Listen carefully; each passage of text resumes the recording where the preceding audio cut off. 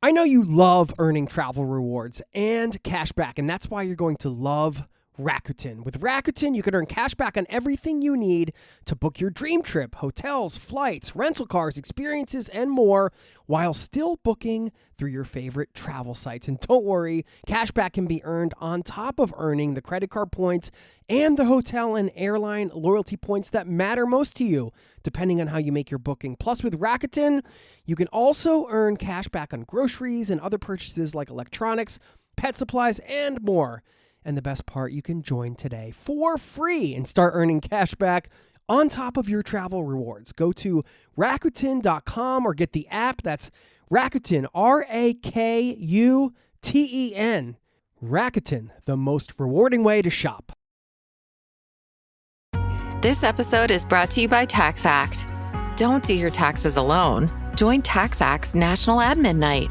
Admin nights are social gatherings for getting through your to-do list. So get ready for a night of fun, finding deductions, and filing taxes with TaxAct, where you can file your federal and state return for just $49 through April 8. Let's get together and get them over with.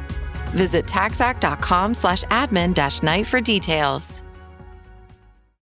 So you're saying with Hilton Honors, I can use points for a free night stay anywhere? Anywhere. What about fancy places like the Canopy in Paris? Yeah, Hilton Honors, baby. Or relaxing sanctuaries like the Conrad in Tulum? Hilton Honors, baby. Ooh, what about the 5-star Waldorf Astoria in the Maldives? Are you gonna do this for all 9,000 properties? When you want points that can take you anywhere, anytime, it matters where you stay. Hilton, for the stay. Book your spring break now. Travel is one of the best things you can do with your time, right, in your life and your income. And I've always thought that. I've always loved to travel. I've always known that. But oftentimes, right, in the media, especially on TikTok, right, you see these videos of Bali, of Mexico City, of 10 places to go over the weekend, catching flights, not feelings. And that's a big part, especially of the dialogue back home in the States, is, you save all year to go to this exotic destination. And it's great, right? But it's not the only way to travel. Activism, where you're putting your body in front of the government, it's not for everyone, right? And that's okay. There's plenty of people we've met along the way who are doing incredible things for the climate crisis, who are coming more from the engineering point of view or the nature protection point of view. Everyone has a role to play. You don't have to do everything, but it's great if everyone does something.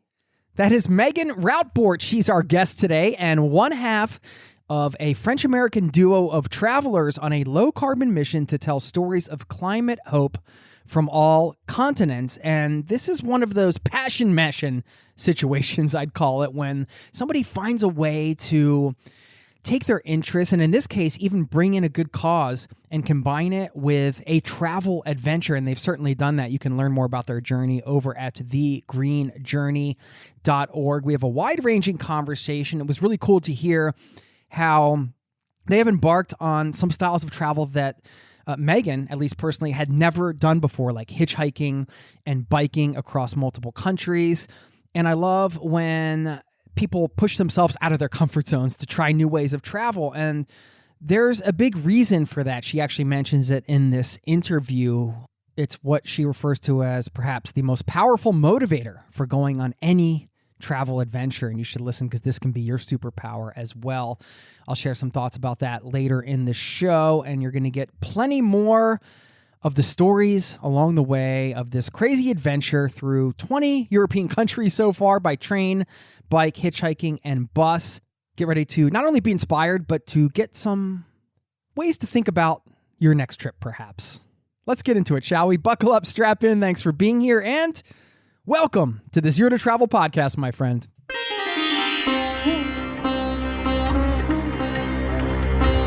You're listening to the Zero to Travel podcast, where we explore exciting travel-based work, lifestyle, and business opportunities, helping you to achieve your wildest travel dreams. And now your host, world wanderer and travel junkie, Jason Moore. Hey, it's Jason here with ZeroToTravel.com. Welcome to the show, my friend. Thanks for hanging out. letting me bring a little travel into your ears today. This is the show to help you travel the world on your terms, to fill your life with as much travel as you desire, no matter what your situation or experience. Thank you so much for being here. And if you haven't gotten in touch, I always invite you to do that. This is a two-way conversation. This is a community, after all. You can always email me, jason@zerototravel.com is my email. And I have a voicemail box in all the show notes where you can just click and leave me a message. Would love to hear from you. Also, you can sign up for our newsletter to keep in touch. It's free, zerototravel.com/newsletter. Always available for you over there. So sign up if you haven't joined the community off the podcast. Today, I'm so excited to share the story of the Green Journey. I love what this couple is doing. And what are the big things they're really promoting here? Just from, let's say, a normal travel perspective, maybe all of us won't mash our passions and go on a big adventure for a cause. Although, hearing that story is really motivating. And perhaps after hearing the story today, maybe you will do just that. Who knows? But I think one of the big takeaways that all of us can do is just slow down our travels a bit. Slow travel, any way you cut it, seems to be a big trend. I was doing a bit of research and trying to find some studies on it. There isn't a lot out there. There have been studies that are showing slow travel as a trend, but if you're traveling and you look around, you can kind of see people are slowing down a bit. And this benefits us in a lot of ways. Obviously, it gives us more time to get familiar with cultures and local communities and meet people while we're traveling, the actual travel experience. But of course, it can be beneficial to the climate as well. It has more of a positive impact. Perhaps we're not flying around to go to 10 or 12 different countries on a 3 or 6 month adventure. Perhaps you're taking a train or a bus or biking or hitchhiking, like the couple that I speak with today, or one half of the couple that I speak with today. And there are all these ways to do it. So yeah, just some things to think about as we go into this conversation. I'm wondering, with your travels, what does that look like? Are you slowing down? Are you speeding up? What does the next trip look like? What has been the experience for you? I've traveled super fast and flown around and done the crazy, I want to see everything things. And I've also done really slow travel, and I see the value in both. But of course, not getting preachy here at all, but the climate change is of course affecting all of us. And I thought before we dive in, this is a good story that illustrates the benefits of slow travel and perhaps something to consider for a future trip for everybody here. So that's it. That's all I have. Stick around on the back end. I'll share some thoughts on the interview and this idea of the most powerful motivator for going on any sized adventure. Please enjoy my chat with Megan, and I'll see you on the other side.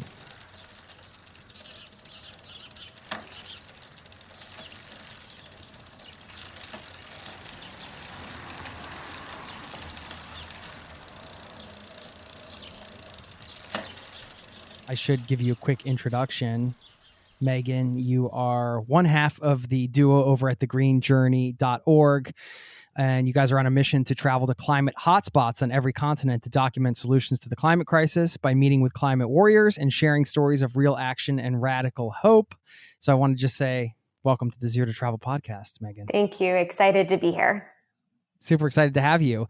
Yeah, this is quite a trip you guys are on. I mean, you could have just save some money and went on the old traditional, backpacking journey or whatever. There's a lot of different options to you. Why is this such a close to your heart? I mean, I think it's close to all of our hearts at this point, but to the point where you're actually building your life for several years around exploring climate change and solutions. Yeah. Yeah. So it's kind of a long story of how we got there, but before... Well, we've got time. Yeah, we've got time, Megan. Okay.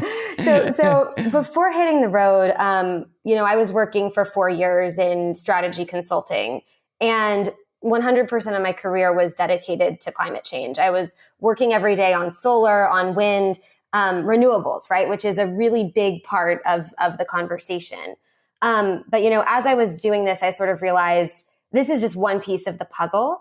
And there's so much more to learn. And I sort of almost found myself in this really focused area. And I said, wait, but we can decarbonize the grid, right? But there's still all these other solutions that are out there. And at the same time, right, always love to travel, had done a long distance backpacking trip on the JMT because, being a Californian, it's like a typical California dream. So that's kind of where I got the taste. And from there, we sort of built the project to say, how can we combine this focus on climate change with the desire to travel and meet people? But I guess at the same time, having been in strategy consulting, right, we're flying a lot and kind of looking for a way to meet people and tell stories, but with a much smaller carbon footprint than is traditional, I guess, in the consulting industry. You mentioned the term decarbonize the grid. Can you just decipher that term for us? Yeah. So a big part of what we're trying to do, right, when we're thinking about the energy transition is move from fossil fuels to renewable fuels. And right now, a lot of the grid, especially in the States and kind of a lot of the global north countries, it still has quite a percentage of coal, natural gas that is fueling the transport infrastructure. So you can be on a train, right? But it might still be powered by diesel. But if we're talking about installing renewables, installing solar and wind, and these become the sources of electricity that are powering the grid, that's what I was really focusing on. Okay. How do you feel about nuclear energy? Oh, that's a good question. We get that one a lot. I think it's too early to tell where it's going to go, right? And I wouldn't put all of my eggs in that basket.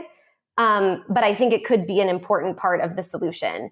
And it's something that, especially as we travel, we realize that there's no one solution to climate change. And that's really what the Green Journey is about. It's going to take many different approaches to kind of solve the full puzzle. So that's kind of what we decided to look at. And yeah, I mean, I'm excited to hear some of the stories and some of the actual solutions happening on the ground, because I know you guys have not just been, this is just outlining the trip. You've actually been on this trip. You've been meeting people and having these conversations, and this is part of sharing these stories, right? I'm glad that you're coming here to do this right now so we can talk about this important topic, which is very complex, right? Like it's a very complicated thing. I mean, it's kind of a threefold thing, right? Like you said, you love travel. So you're like, all right, well, we want to travel. You're passionate about this cause, as we all should be.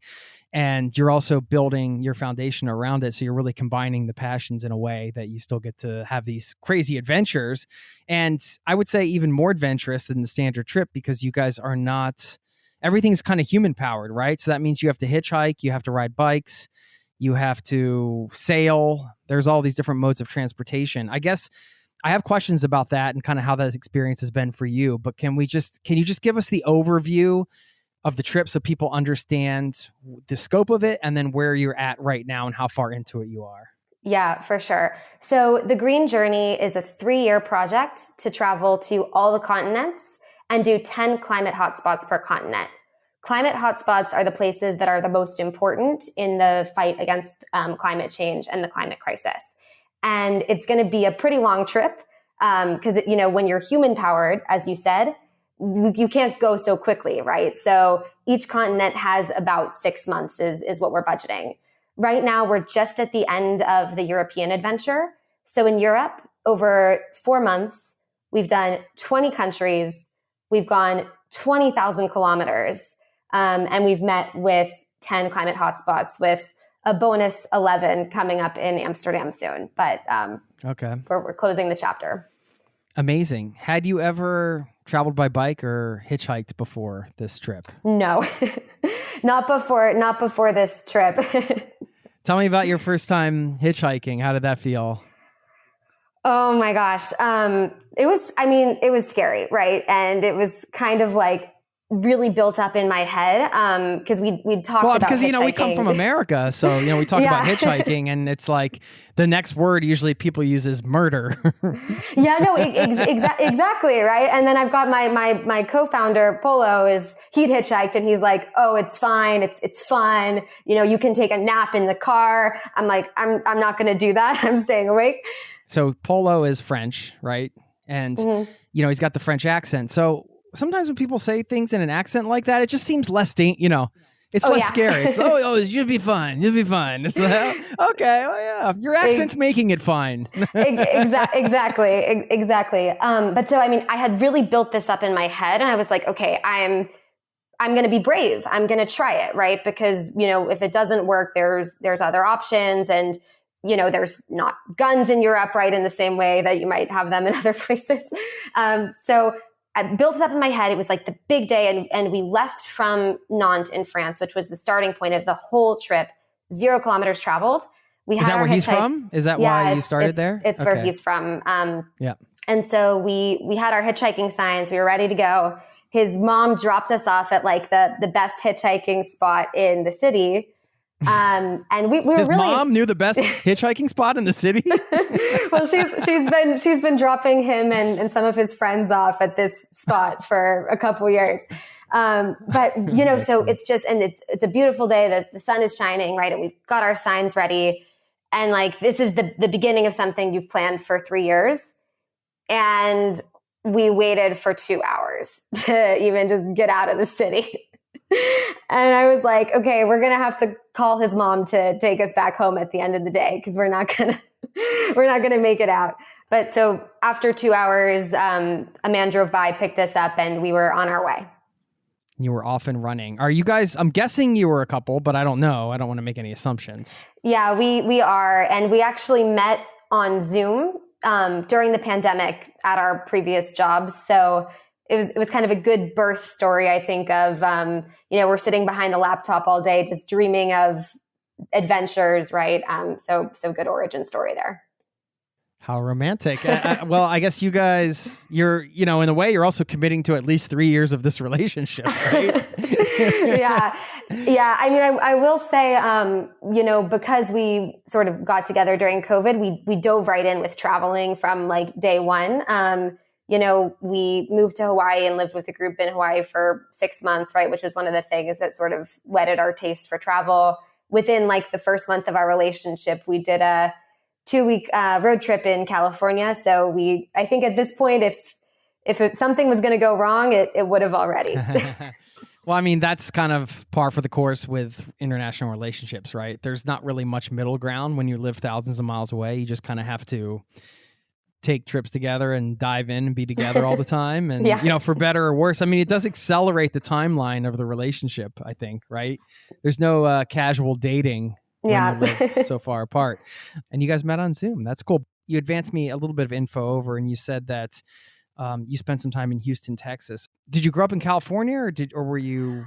I grew up a little bit all over. Okay. So North Carolina, Houston, California, Virginia, lived in a bunch of different places. But good part of my adolescence I spent in Houston.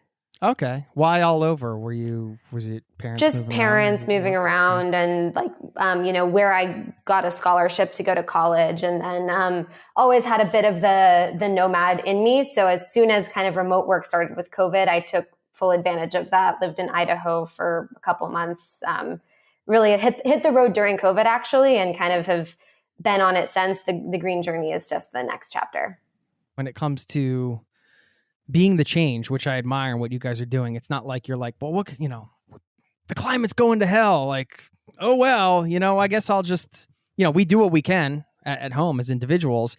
But I love that. Okay. You're like, we want to travel. We want to go see the world and have these adventures. So how can we incorporate this and actually find real solutions and bring them to light so others around the world can learn from what other people are doing and perhaps implement? I would guess, is that the biggest hope for the project? I'm going to start there first before I ask this other question, but is the biggest hope that you actually share these stories and some of these tactics actually get implemented in other locations? Yeah, that's exactly what it is. And I think the big thing about climate storytelling, right, and climate narratives is they really focus a lot of the times on the bad news, right? And especially if you were looking at the news this summer, like especially when it comes to tourism, right? You see the stories of the wildfires and of the floods. And I think Greece is this perfect example. You'll see where I'm going with this in a minute. But if I were to tell you, what do you think of when you think of the news from Greece this summer and Greece and climate change? What would you say?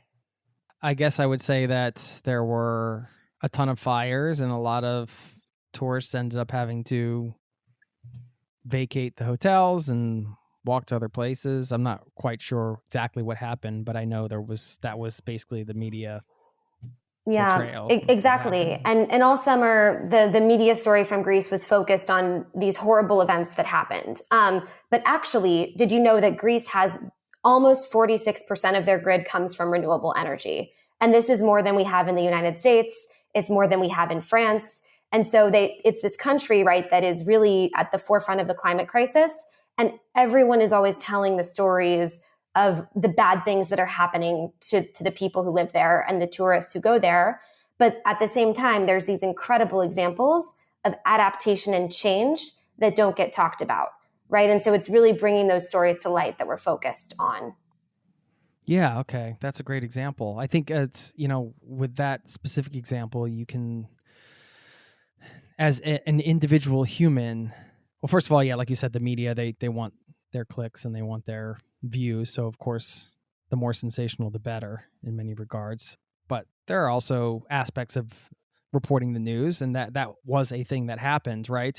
But it's a lot easier to put yourself in an individual's shoes in that situation as opposed to the grid's shoes when you're talking about 46% of the grid. I think that's where the disconnect is these big systemic solutions. They need the human stories behind them in order to accelerate the change, I think. Yeah, no, that's exactly it, right? And as we travel, right, actually, if you go to these eco villages in Greece, or if you go to a place to see where the renewable grid is taking place, and it was in Albania, for example, where we went to a village that was on the Vjosa River, and it was a 200-person village, and they had installed solar to power this whole village, right? And it was really remote. Biking there was an absolute show. But you actually see, right, how people are putting energy into their own hands in these regions. And that is what's really inspiring. And we want to keep sharing, right? Because there are so many other places in the world where you can put solar on your house, right? Or you can kind of look into, it depends on where you are, right? But you can look into doing a microgrid for your village, and it can really improve and change quality of life. We'll get back to the interview in just a moment. I know you love earning travel rewards and cash back, and that's why you're going to love Rakuten. With Rakuten, you can earn cash back on everything you need to book your dream trip, hotels, flights, rental cars, experiences, and more, while still booking through your favorite travel sites. And don't worry, cash back can be earned on top of earning the credit card points and the hotel and airline loyalty points that matter most to you, depending on how you make your booking. Plus, with Rakuten, you can also earn cash back on groceries and other purchases like electronics, pet supplies, and more. And the best part, you can join today for free and start earning cash back on top of your travel rewards. Go to Rakuten.com or get the app. That's Rakuten, Rakuten. Rakuten, the most rewarding way to shop. Picture this, a curve in the road, a change in plans. Well, what do you say? With the all-new Audi Q3, the answer's always yes. Yes to adventure. Yes to escape. Yes to performance. Yes to comfort. Yes to right now. Because saying yes without hesitation, that's real luxury. The all-new Audi Q3, made for the yes life.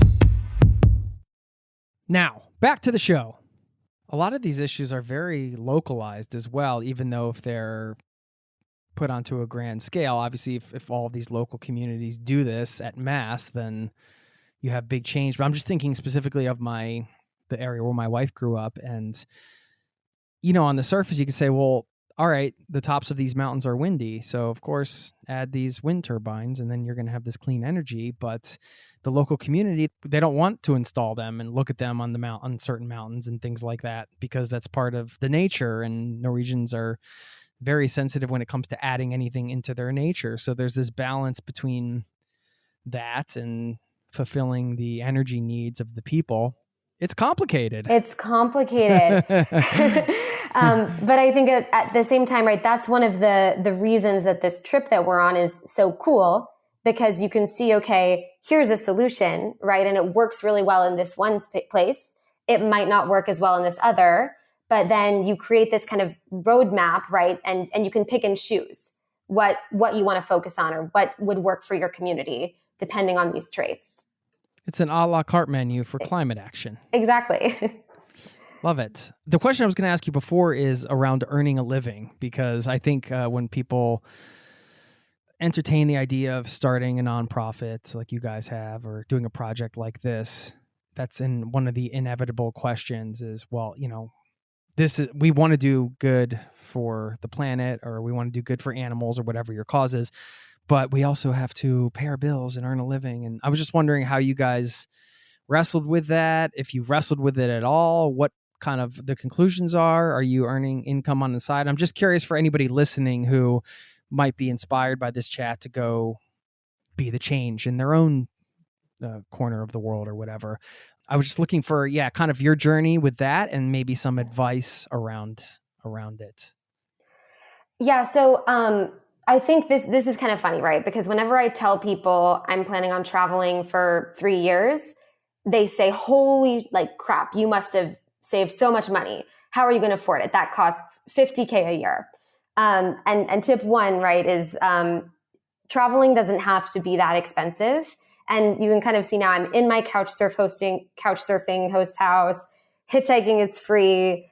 Bike packing can be pretty low budget if you're doing it with not the fanciest bike. So the first part of the equation for me was really saying, okay, I don't have the same lifestyle expectation that when I'm on the road that I would living out in San Francisco, right? And let me tell you, a month on the road, even in Europe, which is kind of one of the more expensive parts of the trip, is much cheaper than a month living in San Francisco or Washington, D.C. So that's kind of one part. But the second part, I think is being able to side hustle, right, as we go. And so we do some freelance articles and that's for personal income. For the nonprofit, we are applying to some types of grants, right, to help support the storytelling. But for us, I think the biggest part of preparing was saving money while working and just saying, okay, we're going to really scrimp and save and live on the minimum budget while we're on the road. Yeah. Okay. So you're supplementing it with some side stuff. And yeah, it sounds like you guys, I'm sure it was discussed, and I think it's really cool that you're so dedicated to getting the stories out there. One of the things you sent over, I'll quote it. You said, "We want low carbon, slow travel to become more sexy than boarding a plane for a week in Bali." Yeah. Can you talk about that? Yeah, for sure. So, look, travel is one of the best things you can do with your time, right? And your life and your income. And I've always thought that. I've always loved to travel. I've always known that. But oftentimes, right, in the media, especially on TikTok, right, you see these videos of Bali, of, Mexico City, of 10 places to go over the weekend, catching flights, not feelings. And that's a big part, especially of the dialogue back home in the States, is, you save all year to go to this exotic destination. And it's great, right? But it's not the only way to travel. And what is really fun, is hitchhiking, is bike packing, is having these sort of unexpected experiences that are so rare, right, in today's world. And I think the thing about, boarding a plane and going to Bali, if you've been looking at it on TikTok for the last year before your trip, there's not as much that's unexpected about that, right? But if you're in the middle of nowhere in Finland, it might not be as beautiful as a pristine beach, but you're sure as heck going to have some unexpected experiences that TikTok can't prepare you for. Nice. What were some of those unexpected experiences for you guys so far? Oh my gosh. That stand out. Yeah, great question. So I think there was one where we were just at the border of Poland and we were planning to hitchhike to Estonia. And we budgeted. At this point, are you like a seasoned hitchhiking veteran? You're just like, you started off with like, we're going to have your mom pick us up, to like, hey, come on. Yeah, no. And that's kind of the fun thing, is that you ramp up to the hitchhiking pretty quickly, right? Once you get over that initial hump. But so we were hitchhiking at the border of Poland and we're like, okay, like let's see how this goes. We've had some good luck so far. We're feeling pretty strong underneath our thumbs are feeling well used, right? I'll put it that way. And we're going to go through the Baltic states And we just get stuck at this one gas station, and we are looking for a ride for hours, and we can't really communicate that well because Polish, you can't fake your way through Polish, I think is a big thing. You can fake your way a little bit with French, with Spanish, but you can't fake Polish. And so we're totally stuck. And then all of a sudden, I see these two guys, Finland license plates, and they've got a big, like 50-foot trailer, like behind them. Right. And I'm kind of thinking in my head, Finnish license plates, that could be a gold mine, right? Because if you're thinking about going north, that could be a rocket ship, right? So we go up, talk to them. These guys are. And what do you say? What's your spiel? I mean, it depends on the person, right? But I think I went up and I said something like, me and my partner, we've been stuck here for a while, right? So a little bit of kind of like you could be our help. We're looking for a ride to just go north. Like, any chance you guys are going that way? And a big smile. You always have to have a big smile. And they are going all the way to Helsinki. And one of them says, well, let me ask the other guy because he's the big boss. So he goes and he asks. And he says, come right in. We ride with these guys for 10 hours. And I don't think we had a single moment of silence, like not a single moment of awkward silence, right? We were talking the whole time. And that night they had only been planning to go, just up to Latvia, but the conversation was flowing so well. They were really vibing with us, and they'd also been road tripping together for, I think, 4 days straight before picking us up. So they were a little bit excited, I think, to have some new voices in the car. So they ended up giving us a straight on ride to Estonia, to Tallinn, our next destination, paying for us to be in a hotel that night. Is just an incredible moment of sharing between cultures and making some really unexpected friends. Wow.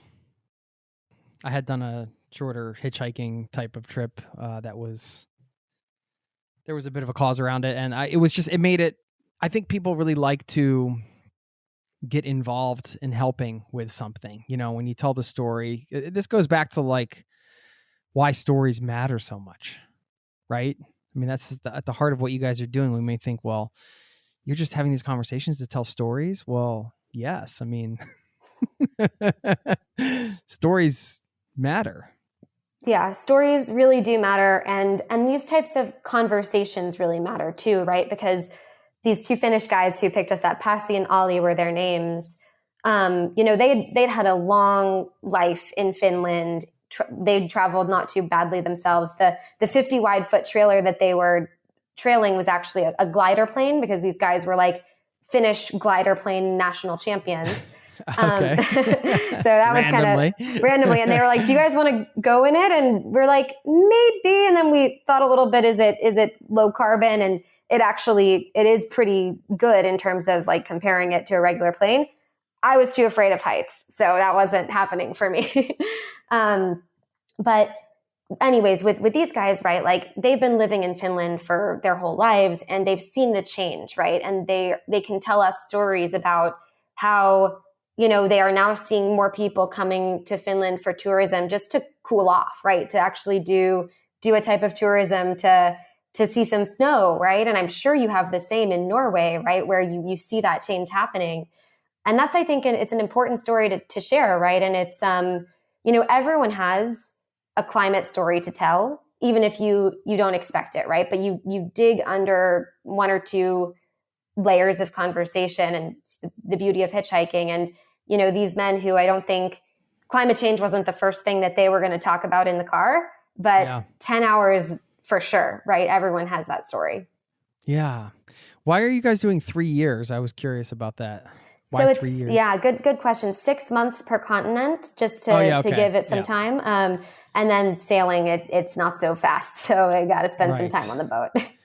I mean, are these meetings predetermined? Because you can only get to where you're getting so quickly. You're dependent on, in this case, well, the strength of your legs. I guess if you're biking, how far you can go, or hitchhiking, then you're dependent on whoever picks you up. But are you guys arranging meetings? I just had a couple logistical questions. This I hope this isn't boring for people listening, but I'm just curious, and I'm also curious about, how you manage that. And then, well, I mean, I guess this is important too, because if people decide to do the low carbon travel thing, but let's say they're doing it for business or they want to meet friends or whatever. And, how are you guys managing that? Yeah, for sure. So a good chunk of the meetings are prearranged, right? And, in order to get to the ones that are prearranged, like we'll take the train sometimes, right? And I would say, especially for your business travelers, right? The train is the best option in terms of if you really want to get somewhere on time, that's what to do. Of course, in Europe, it's a little bit easier to do this type of train travel. So if we're rushing for a deadline, we might take a train. In terms of managing logistics, it's definitely hard, right? And so we spend a good chunk of time in front of the laptop, which is always kind of challenging to balance with the hitchhiking and the biking. And, it involves maybe dashing into a cafe for a couple hours to get work done, right? So it's not all glamorous. But in terms also of how we decided who we wanted to meet with, we kind of crowdsourced a little bit to get started from our audience, right? So we've got, about 4.5K Instagram followers. And before setting off in Europe, we said, what are some stories in Europe that are critical to tell? And got some ideas from our network that way and arranged it. And we'll do the same thing for each continent to also get local voices, right? To chime in on what people are critically thinking about that we might be missing, right? Just reading the normal news. Okay. Yeah, I'm going to ask you about, I wanted to hear a couple of your favorite examples so we can share them. I was going to ask you about one more logistics question you mentioned the bike packing, but then the hitchhiking, but you can't really hitchhike if you have bikes because nobody will pick you up because where are they going to put bikes? So how are you? Yeah. Yeah. What did you guys do? So another goal of the trip, right, is to demonstrate different types of transport, right? So we basically decided we're going to hitchhike Northern Europe and we're going to bike pack Southern Europe. And so we, luckily with Polo being French, his grandparents' house was the terminus of our bike packing trip. So we left the bikes there and that's where they'll rest until perhaps they cross the Atlantic with us. We'll see. Okay. Are you going to see your family during this 3 years, or do you have rules around that? Are they allowed to fly out and see you, or what do you? Yeah, so family can come see us, right, at any point. And we're lucky enough, right, that Polo's family lives all over Europe. They're really quite a family of travelers, so we've seen them quite a lot this summer. Next summer, we'll see my family more, because the next step is the States and South America, and then we'll see. We haven't thought as far ahead to Asia yet. And how will you be traveling across the states and to South America? So in the States, we're going to do the train a bit, and we're going to do some bike packing. We're not going to hitchhike in the States because a little bit sketchier, I think. I mean, people have done it, right? But I've got my hitchhiking like medium level certification. I don't think I have advanced yet. So we're going to use the Amtrak, and in South America, I think we're going to hitchhike, maybe use some of those long distance buses that they have. But I think it'll be quite fun to show the train as a cross-continental solution in the States. I used to take it all the time going up and down the Northeastern corridor, but I've never used it to cross the States before. Mm-hmm. Yeah, cool. Yeah, some of the stories of systemic change, I guess. So what some of the examples are of things that communities are doing. You mentioned the Albanian community that's, fully solar powered. What were some of the more compelling stories that you came across that you're excited to share to a broader network? Yeah, for sure. I'll start with my favorite, which was climbing a wind turbine off the coast of Copenhagen. So back in the 2000s, a group of citizens in Denmark got together and they said, we want to build a wind farm off the coast of Copenhagen. And this was at a time where, like earlier, we're talking about how people sometimes don't want wind in Norway because it ruins the scenery. Early 2000s was a time where it was really new, right? But a group of citizens got together and they said they wanted this wind turbine farm. And there was a neighborhood that said, we don't really want it.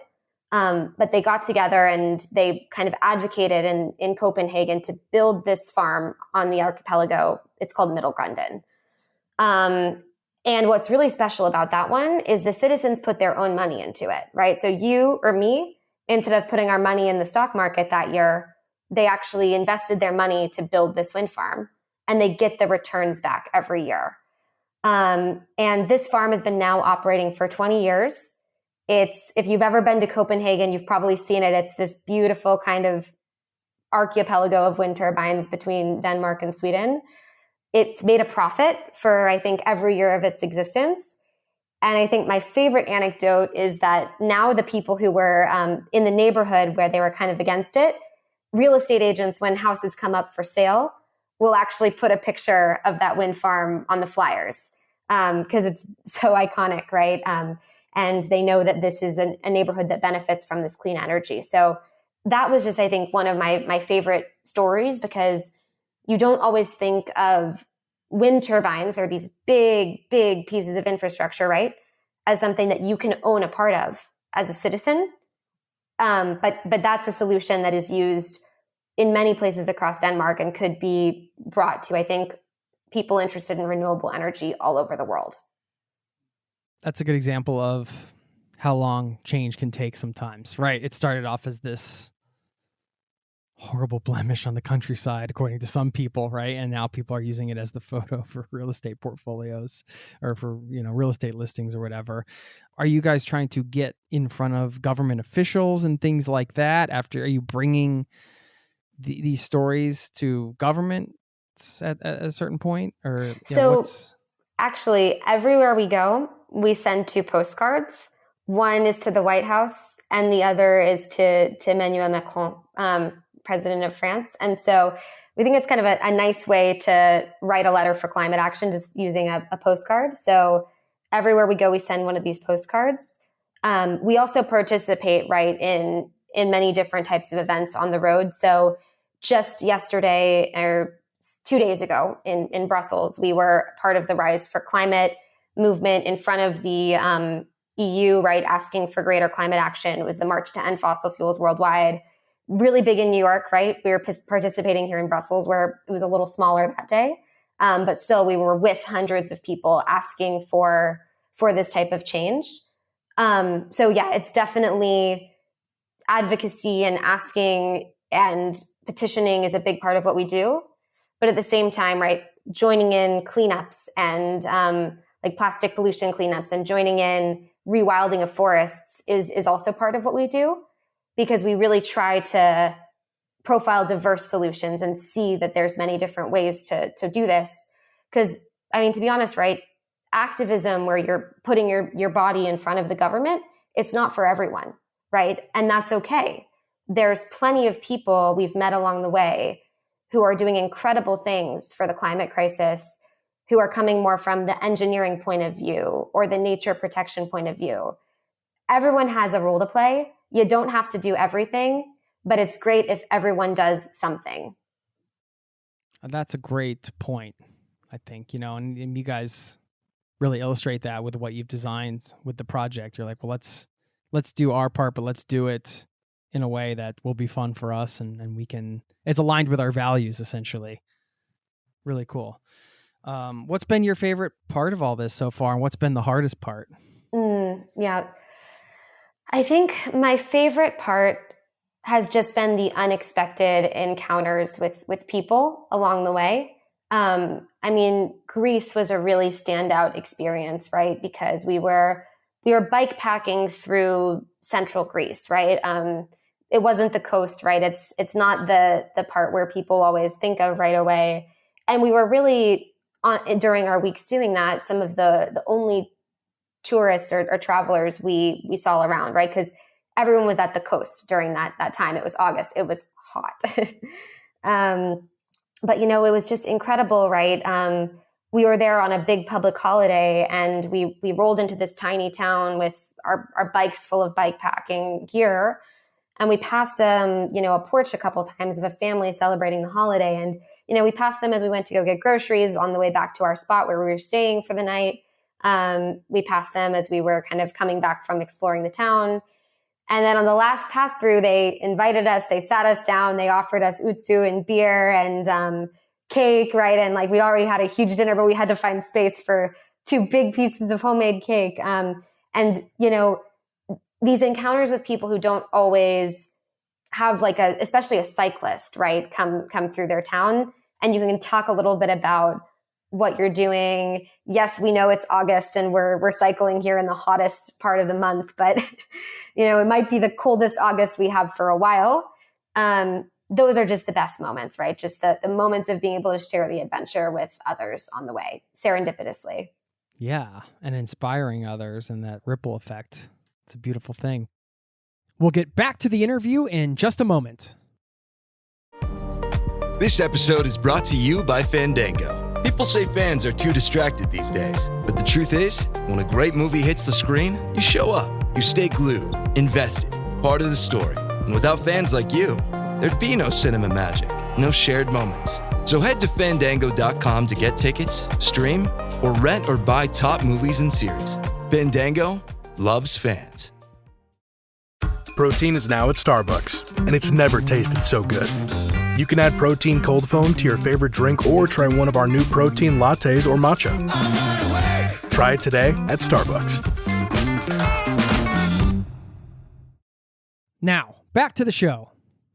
Just based on kind of your research and your experience working around this stuff, which countries would you say are doing the best job at leading the charge? Oof, it's a tough question. I mean, obviously Denmark was really impressive, right? Like in terms of how Denmark is doing on renewables, in terms of how they're thinking about circularity, how they're thinking about sustainable design. That was really impressive, right? But not every country in Europe, and certainly not every country that we're going to see down the line, has the same type of economic resources and citizen engagement and this type of thing that Denmark has, right? So I think Greece for us was another one where we really felt, you know, you can see something happening here, right? Because you can see the renewables in the landscape. You can see how the grid is changing, and that's really, they're punching above their weight, right? I would see. I think that when people think of Greece, they sometimes think of the crisis in the late 2000s, right? But I mean, Greece is really leading the charge on renewables now, right? And they're transitioning to 100% no coal, right? No lignite coal. So that's really impressive. I mean, I think for us, right? And this is really what we're seeing is there are different ways that each country has something to bring to the table. Like there hasn't been a single country where I've said, this is terrible. There's nothing good going on here, right? Albania, there's a ton of trash on the roads, especially in northern Albania. It's pretty sad to see and pretty shocking if you're used to like the don't mess with Texas anti-litter campaigns. But at the same time, they have the last dam-free river in Europe, right? So part of the green journey is seeing, you know, every country has something unique to contribute in the fight that others can learn from. And every country still probably has something to learn from its neighbors. Some of the things you've seen, the cultural differences towards trash or littering. For example, I've seen sometimes I have like a montage of images now in my head from my travels. Just like, oh, that's kind of depressing how much garbage there is there. One step at a time. Well, you mentioned kind of people being able to do their own part. Do you have any advice for just the individuals? Like, okay, I can't go on a 3-year cross-continental journey like you guys, but 1 or 2 things that people can do at home? Yeah. I think the biggest thing is figuring out where your skill set is and you as your individual, right? And, I always say also your career is one of the best ways for you to engage in climate because, especially if you're from the States, right? Or from one of these places where we work to live, right? Or we live to work, right? Rather than we work to live. Finding out how you can engage climate in your career can be a huge step, right? And it doesn't have to be, switching jobs to go work for a renewables company. It can be just thinking about, how to reduce the electricity consumption of your company by 10% each year, right? So I think engaging your career is a huge part of it. But second piece of advice is focus on what you feel passionate about. If you are someone who is passionate about nature, right, and you're going to get that buzz from nature conservation in your area, you don't need to be the person who focuses on compost in your neighborhood, right? Pick the thing that speaks to your heart, that you're going to wake up in the morning and say, I'm excited to engage with this, whether it's using fewer carbon emissions on your next vacation, joining a local forest conservation organization, or if you're that person who gets excited about compost, right? Pick what speaks to you and focus there. You don't have to do everything, but you should do what brings you energy. Okay. That's great advice. Yeah. Not everybody wants to chain themselves to a tree. No, exactly. Right. And not everyone can, right? I think that's also something that, and we've met with quite a number of activists, right, on the road, and we've been in protests, right, but, in front of the parliaments, and it's a really noble thing that they do, but sometimes I think it discounts the importance of scientists and the importance of business leaders, and, this profile of kind of like the young activist who is chaining themselves to a tree. It's not the only person who has power, right? And that I think is really important to remember. How are you enjoying nomad life? I love it. I mean, it's a big change, right? Because before I was very much wake up at 8, work till 8, eat my lunch in front of the computer. Now I eat my lunch on the sidewalk, right? Freshly purchased from the grocery store. Outside of the gas station. Outside of the gas station, exactly.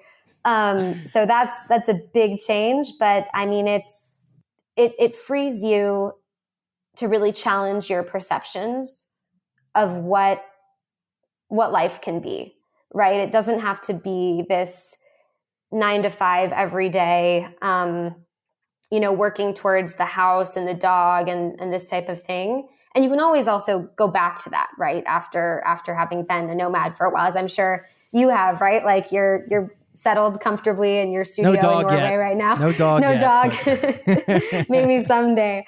Like if you're thinking about it to kind of hit the road, you should do it, right? Because you never know what can get in the way between then. And you can always go back. I think there is a sort of a perception like nomad, hitchhiking, bike packing. If you had told me all these words, 3 years ago before I started planning this trip, I would have said, oh, there's no way to get work done and hitchhike at the same time. But turns out you can, right? So you got to make it work for you, right? You got to be open-minded to different types of making it work.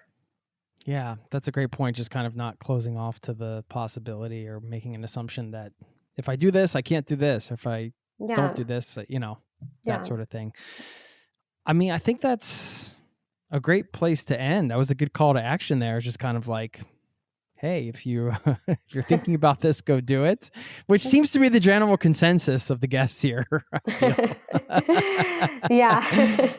Well, I think the goal, right, is to get others to go out and do it, right? And I'm sure for listeners, right, it's I remember there were so many times where I would hear this story of someone who had done something crazy and amazing. Like before I did the JMT, I was always really inspired by the woman, Cheryl Strayed, who had done the PCT. And I remember just thinking, I could never do that. I could never take 3 months off work. I can do 3 weeks, and that's where I started. But 3 months, I can't. And then next thing you know, I've decided to take 3 years changing my life. But yeah. Okay. Well, I mean, to that point, how did you get past that limiting belief? It took a while, right? I think for me, it was really realizing now or never. And I guess I have a unique motivator there with climate change, right? Because as you can see around us, right, every year it gets a little bit warmer, or you see more floods, or, you hear in the news, right, that things are changing around us. And so I was kind of like, if I don't do this ecologically engaged world tour now, it could be too late, right? Because 2030 is the year that we really need to hit a lot of marks according to the Paris Agreement in order to stay on the right track. So I was kind of thinking, this is my moment to make this change. And, I was in my office job working on wind and solar, and I knew I was making a change there, but I was saying, I want to do something bigger. I want to look outside just of this box. And I want to think about the world's approach to climate change. Because, also the United States, right, is a big country that matters a lot when it comes to climate change. We have about 45% of historical emissions emitted to date. But it's not the only country where we need to see change to reach those 2030 goals. So I felt I could be a more educated traveler, worker if I left now, right, and got over that hump. So I just said to myself, now is the time, right? It's unique with climate. Yeah. So in that case, your cause, but to kind of take the bigger picture look at that, what you're saying is if you're struggling to break through from of a limiting belief, let's say, perhaps looking outside of yourself, getting the strong why, finding something that's really driving you forward that's outside of yourself in some ways could be the answer for somebody listening. Perhaps it helps. I think it helps to have that strong why and to kind of lean on that and remember, if you're designing things or working on something, it's not about you, in many ways. It's about the people you serve and the mission and all that kind of stuff. It becomes easier to push forward, I think, when you have a strong mission. Mm-hmm. Yeah. It keeps you motivated, right? Even if you're stuck, hitchhiking on the side of the highway in Spain, no one's picking you up, or sun's beating down on your back, right? It's having your personal why, which is different for everybody, is the most, I think, powerful motivator for going on a big adventure or even a small one. Right. Some of the stuff you're doing, it's not all rainbows and unicorns, as they say, right? Biking in the middle of Greece in August is hot. Yeah. Yeah. And I don't know if cake cools you off really, but it's worth a shot. No, not at all. Not at all. No, nor does the Utsu, I think. Yeah. Yeah. Well, I'm sorry you weren't able to make it up here. Wishing you the best on the rest of your journey, and stay in touch. Let us know. You guys are say about four months in now. Yeah, 4 months in. Yeah, and you got another basically 2.5 years. So I'd be curious to circle back and see, in a year or two, how things are going and what you've learned and what things are happening. So I look forward to kind of staying in touch and keeping tabs on you guys. Awesome. Thank you so much. And thank you for the time and for listening to our story. Thank you.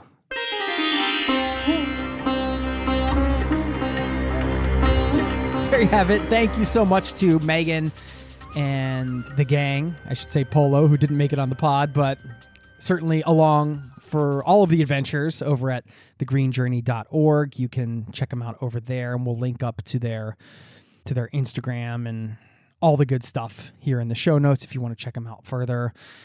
That motivator that she mentioned, the powerful motivator for going on any sized adventure, your personal why, I think there's a ton in that. It's not just travel related, right? When you can find a strong why for anything, that can definitely carry you through. It has, at least for me, with business projects, with parenting, with all sorts of things in life. And I thought that was a beautiful way to close it out, because it's just a great thing to remember. Sometimes I get a little lost on the why. I have to go back to it. I have to go back to it to help me help carry me through something, or I have to go back to establishing one for a new thing. It's just something that I personally need. I've never been one that can just for example, start a business because I think it's going to make a lot of money. There has to be this strong personal why for me to really get me out of bed to work on something every day. And I can leave it at that there.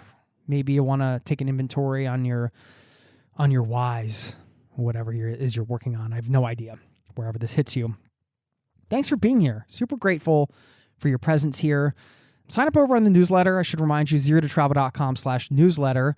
We can keep in touch over there. I'm going to leave you with a quote on slowing down, which is something we talked about at the top and throughout this interview. Slow travel was a theme. And slowing down in general, I don't think ever a bad thing. Sometimes it's hard to slow down, isn't it? We can't stop, but it's nice to slow down. And I found a Chinese proverb that kind of says it all in a way. I'll share that with you before I let you go. It says, quote, "Be not afraid of going slowly. Be afraid only of standing still." Aha. Thanks so much for listening, and peace and love to you and yours. I'll see you next time. Cheers.